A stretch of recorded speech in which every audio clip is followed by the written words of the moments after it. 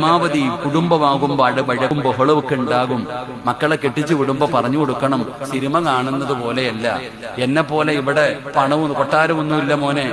മോളോട് പറഞ്ഞു കൊടുക്കണം, നിന്നെ കെട്ടിക്കൊണ്ടു പോകുന്ന നിന്റെ മരുമകൻ, മോളെ നിന്റെ ഭർത്താവിന് കൊട്ടാരമില്ല, അവൻ നീ ഇവിടെ കുഴിമന്തിയും മഹദിയും നെഹദിയും ഷവായിയും അൽഫഹും തിന്നോണ്ട് നടന്നതാ. ചിലപ്പോ അവിടെ കഞ്ഞിയും പയറും ആയിരിക്കും മോളെ. ഇവിടെ നീ AC റൂമിനകത്ത് കടന്നതായിരിക്കും, അവിടെ ചിലപ്പോ ഫാനേ കാണത്തുള്ളൂ മോളെ. ഉള്ളത് കൊണ്ട് അഡ്ജസ്റ്റ് ചെയ്യണം. ജീവിതമെന്ന് പറഞ്ഞാൽ അതാ എന്ന് പറഞ്ഞു മക്കൾക്ക് ഉപദേശം കൊടുക്കണം. പാപ്പ ഉമ്മയെന്ന് പറഞ്ഞാൽ ഉപദേശിക്കണം. അതെങ്ങനെ ഉമ്മ അറസിന്റെ മുകളിലാണ് നിൽക്കുക, താഴോട്ടൊന്നും ഇറങ്ങൂല.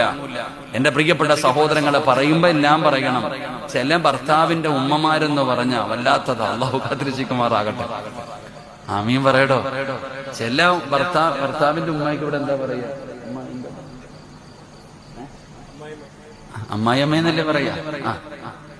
ചില അമ്മായിയമ്മ ചിലതിനെ പറയാതെ. ദൈവാണോടെ റാഫി, നീ എന്നെ കൊടുക്കൂ?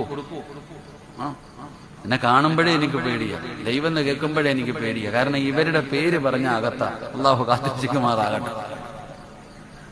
ആകെ ഇതൊക്കെ ഉള്ളടോ, വേറൊന്നുമില്ല. ലൈവ് കൊണ്ട് ഇപ്പൊ ആകെ കട്ട് ചെയ്യാൻ മാത്രമേ ഗുണമുള്ളൂ, വേറെ പ്രത്യേകിച്ചൊന്നുമില്ല. അല്ലാഹു നമ്മളെ കാത്തിരക്ഷിക്കുമാറാകട്ടെ. എന്റെ പ്രിയപ്പെട്ട സഹോദരങ്ങളെ, ഈ ചില പെണ്ണുങ്ങള്